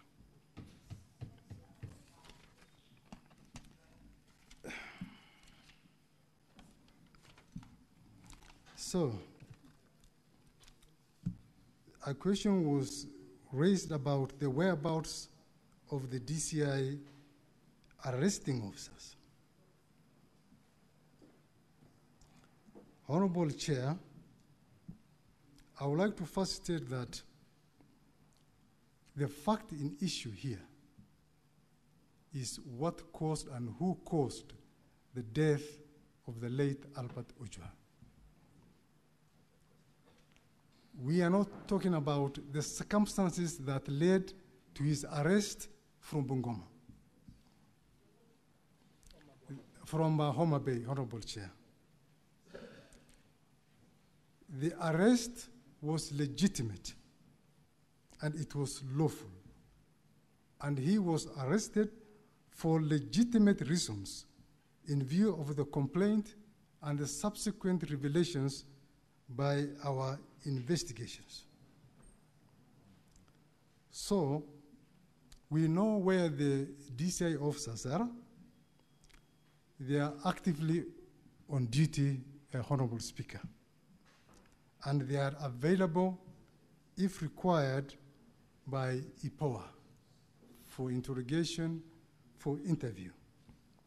And Honorable Speaker, if the investigation establishes that they participated in the killing of the deceased, then the law should take its course and suitable action be taken against them.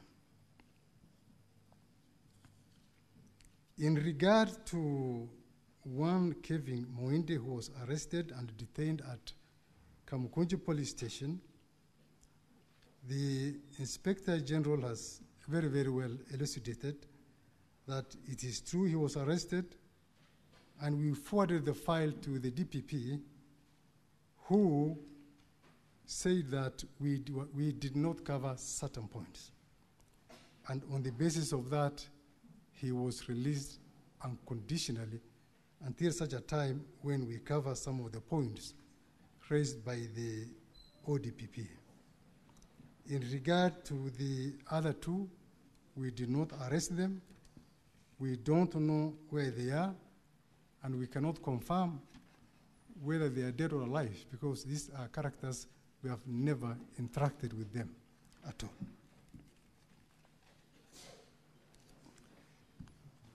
all. Honorable Speaker, it is true that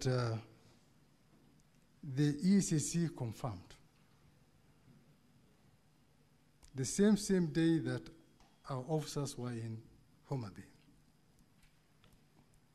When we are conducting investigations, Honorable Speaker, we task this division of labor. We give the teams specific tasks. We have the action teams. We have the teams that do the interviews, the interrogations, the writing of the correspondences, the compilation of the file. So it is not the same team that collected the correspondence from EACC, the same team that arrested the suspect from Homa Bay. And then finally, there was the aspect of the who deleted the social media account. Honorable Speaker, this issue came after the fact of the murder. And we got this in the social media. And I believe in their investigations, because we are not the ones having the conduct of the investigations. This should be an area that should interest the EPOA team to find out, besides other issues, who actually deleted the social media account and why and when. I think those are issues that can be sufficiently addressed by the EPOA investigations. Otherwise, Honorable Speaker, I want to rest my submission there unless there's another question. Thank you very much. Thank you, IG. Just before you take your seat, the question as to why the young man was arrested in Homa Bay, not charged in Homa Bay, but transferred all the way to Nairobi, was asked to the IG.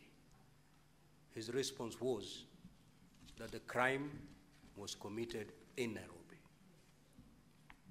That was the response of the IG. Some questions was directed to you, DCI, and this was your response, that the crime under the Cyber Crime Act is a crime of a national jurisdiction, meaning it can be tried anywhere. If indeed that is the case, having arrested this young man in Homa Bay with a crime of national jurisdiction, why was he brought to Nairobi?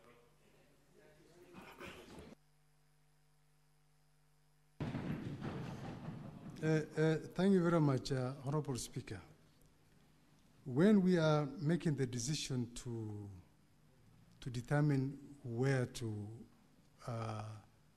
take a suspect, there are several variables that we consider. One is the logistics and the investigation convenience. If we say that we take him to a court in Homa Bay, and all majority of the witnesses are in Nairobi, the forensic lab evidence is in Nairobi, the complainant is in Nairobi. So because of that, and because of the logistic reasons, that's why sometimes we find it more convenient to have the suspect charged here in Nairobi instead of wasting a lot of resources going to Homa Bay. And that is provided for in our service standing orders, Honorable Speaker. Let's hear IPOA. You may take your seat, DCI.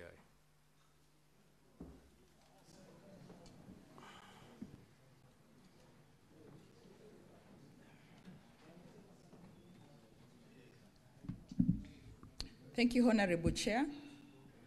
I was asked 4 questions, and the first one was from the Leader of Majority on the status of the young man as he left Homa Bay to Nairobi. And Honorable Speaker, the documents that we have obtained from Central Police Station, which include the OB, indicate that he was booked in as of good health. We also have the statements from the 5 arresting officers, the DCI officers, who alleged that he spoke to the wife before he was booked in.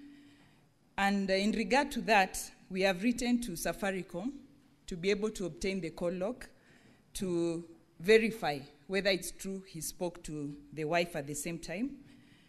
And also, once we have the family statements, which are meant to be taken tomorrow, the same indication will come out clearly.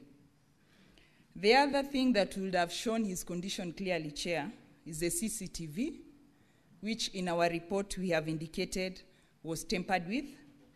And from the forensic report, the forensic experts that we have at the authority, it's very clear that the CCTV was working, because the first thing the forensic expert and the investigating officer noted when they got into Central Police was that the power was not connected to the power cable of the CCTV was not connected to the socket. But on connecting it, the CCTV came back.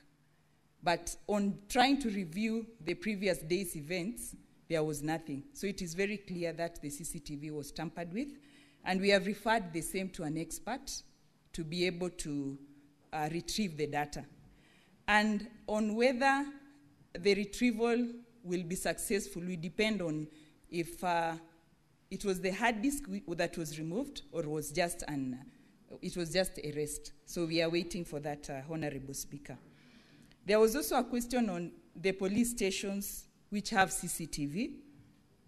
On the judgment of one Judge Ogola, he gave recommendations to us and also to the IG on the importance of having CCTVs at the cells, and we are pursuing that. And there was also a recommendation from, I think, LSK on the same. So we are pursuing that, and we have also done inspections and written recommendations to the IG on that. And I want to commend the IG because during his interrogation for the job, he spoke of the importance of having officers having body cams as they do their work. this would also be an avenue where we would have seen what really transpired. So I believe these are some of the reviews and some of the reforms that we would want to see NPS taking up. The other question was on the officers who are interdicted, what we are doing about them as an authority. And I had indicated in my report that the 6 officers were to report today for statement writing at the authority headquarters. And during lunchtime, I've confirmed they have reported and their statements were being taken. 8 of them, including the OCS, had already taken the statements. So of the 6, the authority saw 9 more, 11 more being persons of interest, who are officers who are also around in the central police station, and they'll also be taken in for for statement writing. There was also a question on how long we think as an authority we can give the same case to ODPP for prosecution. Honorable Speaker, with deliberation with my team, our legal team and our investigators, if you're given less than 10 days, we'll be able to have all the reports ready, given that we have around 4 or 5 things that we need to conclude. And Honorable Chair, we had given, we had a bill in front of this House through JILAC, that is Honorable Sigei's committee, on powers to arrest and prosecute. There was a question on why the officers have not been arrested. So these are still powers that we are seeking as an authority, because if given these powers, we'll be able to arrest and also prosecute. Immediately we are done with our investigation. And Honorable Speaker, we are committed. As the CS said, nobody is above the law. Our act as IPOA gives us mandate and powers to summon anyone, including the IG, for statement taking. Thank you, Honorable Speaker. Let us hear from the National Police Service Commission. Let him say for the record. Thank you, Speaker. I don't think there was a question directed to the National Police Service Commission, but I just want to say two things. On the issue that has been alluded by the CS Interior and even the IG himself, we have had situations where the IG wants to do promotions, but officers have not undertaken the requisite career progression courses. And when the CS says there is more need to try and pool resources so that these trainings can be facilitated. And finally, that we are in discussions. It's the National Police Service Commissions which approves the curriculum, and therefore with all the other stakeholders, once it is developed, then it is the mandate of the Commission to approve that curriculum if there are new changes. Thank you. Thank you, Speaker. Thank you. Now, once Senator Sige, you have the floor, you will seek that and ask your question, because you are doing the second round of questions. Now, honorable senators, if you can be direct to the questions, we'll save a lot of time. I am persuaded to put a time within which to ask your question. So within a maximum of 3 minutes. A maximum of 3 minutes. If you want to make a speech, you'll need 5. But if you need to ask clarification, 3 should be enough. Senator Ali Roba.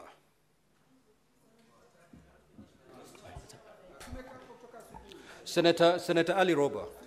Thank you very much. Senator Ali Roba, just take your seat. I remember that Senator Nyutu had not concluded when we adjourned. So conclude. Thank you, Mr. Speaker. I'll take under 1 minute. I was stood down by the point of order by Majority Leader, And my last question actually was to IPOA. And I wanted to ask them how safe they are investigating people who have power to arrest and carry firearms. And Mr. Speaker, because I say this because Lawyer Willie Kimani was doing exactly what IPOA does, and he lost his life. So what is the security guarantee for IPOA? And DIG did not get my question, Mr. Speaker. He's saying that I claimed that investigation about this death has been speedy. I was talking about investigation about the claim made by DIG Lagat. It was speeded up. That is what I meant. And finally, to CS Murkomen, he said, he quoted 245. Why we are demanding that DIG Lagat steps aside, it is because he is a police officer, and this matter revolves around him. So you cannot liken this to a complaint that is made by a senator or somebody else. This is a police officer who can interfere and who can command even the officers that are investigating. So it needs to be made clear. Thank you, Mr. Speaker. Senator Crystal Asige. That's very brilliant. Thank you, Speaker. The clarification that I sought, which is not part of my 3 minutes, I hope, Speaker, was that the question was asked of whether Albert Ojwang was alone or with others in the cell. And the IG said that that would be answered by the DCI and or IPOA, and neither of them answered that question. So that was the clarification that I was seeking. And it was further highlighted by Senator Mandago, who said that there is a detainee witness statement that IPOA took that would probably shed light on whether he was alone or with others. That is the clarification. My first question, Speaker. Who issued, this is to DCI, who issued the orders for Albert to be driven from Homa Bay all the way to Nairobi? I would like to know who issued the particular instruction for that to happen and not to process him in Homa Bay. Next, the DIG personally, we have been informed, recorded a complaint. And who took down that complaint? I would like to know from the DCI as well. And who else recorded a statement in support of the allegations made by the DIG? That is also to DCI. Next is to the IG. I know that the IG Speaker already has said that many of the questions will be answered or will be revealed once investigations are complete, but this one perhaps he can answer directly. This is to the IG. You said in your first media brief that the cause of death was that he hit his head on the wall, Albert. And you've just clarified that that was wrong information given to you by the primary report by an officer. Who was this officer who gave you this false information that you then issued in your first media briefing that misled the country as of the cause of death? That is what I want to know. And the reason I ask this is because if someone saw and alleged that he had repeatedly hit his head on the walls. Senator Tobiko.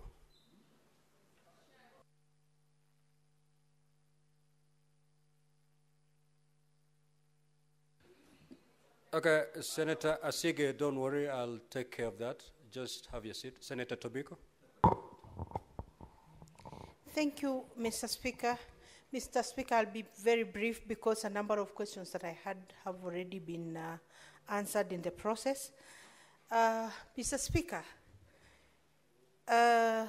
because the DCI said the crime was perpetrated in Nairobi, that's why the suspect was brought to Nairobi. Yet cybercrime, social media, including X-Space, is not necessarily domiciled in Nairobi. It is still baffles Mr. Speaker why the suspect was brought to Nairobi. But now that that happened, and he seems to have paid for his crime through his life. What then, Mr. Speaker, will be the recourse for a murder of this young man who has been murdered by the police? What will then be, the recourse for the family and for Kenyans in general, Mr. Speaker? Because there seems to be a crime on top of another crime, Mr. Speaker. Mr. Speaker, I had also wanted, but the lady from IPOA has responded, I had wanted to know whether the interdicted officers have recorded their statements and what is the account of the account of the deceased since he was brought to the station. What was his situation when he was brought to the station? But she said those statements were being taken today in the afternoon. So maybe that we will get to know later on. Mr. Speaker, I wanted to know whether the officers at the station, that is the report office, the cell sentry, record at the OB, if they clearly stated the status or the health situation of the deceased before he was booked in. Mr. Speaker, it is also of interest to this House to know how many hours it took to pick Mr. Ojwang from his home to, what was the name of that police station? The first police station. Mawega. And then from Mawega to Nairobi. How many hours? Because that seems to have had so many hours in between, so that we know whether that is normal or whether there was a detour to some other place before he was finally booked into Nairobi. And then, Mr. Speaker, I also wanted to know the normal situation. Do police arrest to investigate, or they investigate, forward the case to ODPP, then the DPP recommends the arrests? What is the normal situation, Mr. Speaker? Senator Muma. Senator Muma.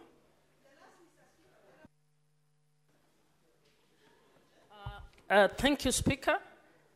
I'll be very quick. First, policy questions to the CS. CS, whatever you might call law or policy in Kenya, it would seem it doesn't work for police excesses. But in your speech, you seem to suggest that currently we are out of the woods on matters police excesses. I would want to ask, do you have any policy review proposals around issues of abductions and extrajudicial killings? Secondly, what is your view about commissions of inquiry and inquests as tools that would be used to investigate police excesses?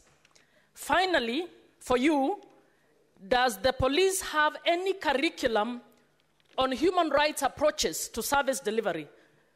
CS, that is different from human rights. Human rights approaches is about how you apply human rights in service delivery. For the IG, DCI, IPOA, severally and together, first, the offense of publication.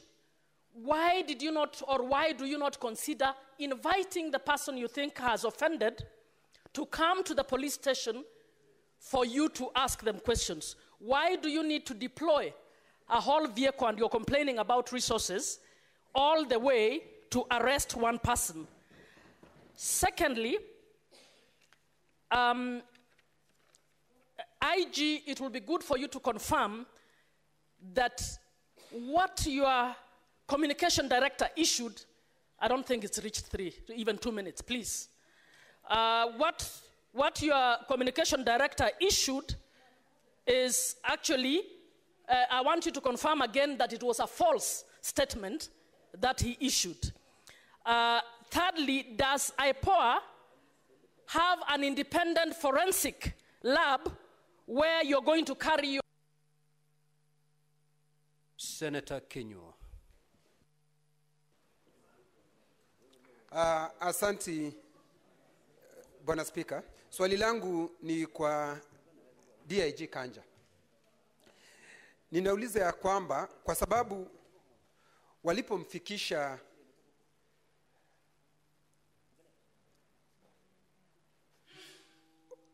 Albert Ojwang, walipomfikisha pale Central Police Station, tayari yule ambaye ni afisa mkuu wa pale katika ile police station ambaye anaitwa Talam hakuwako. Inasemekana alipigiwa simu kuulizwa kama atakubali yule Albert Ojwang aweze kuwekwa katika ile seli. Ni utaratibu wa katika polisi zetu, yeye afisa ambaye anasimamia station awe akiulizwa kama mtu yoyote ambaye analetwa katika police station awekwe ndani au la. Hilo ndi swali langu la kwanza. Swali la pili, ya kwamba hawa maafisa ambao walikuwa pale ikiwemo Talam tayari wamesimamishwa kazi. Na Talam hakuwa katika, yeye makosa yake ni kuwa yeye ndiye afisa mkuu katika ile police station ya Central. Tutafika mwisho wapi kuwasimamisha watu kazi, kwa sababu kulingana na mwendo huo afisa mkuu wa polisi wa Nairobi, kwa sababu ako na mamlaka, anapaswa kusimamishwa kazi. Siye huyo peke yake, afisa mkuu wa polisi katika Jamhuri ya Kenya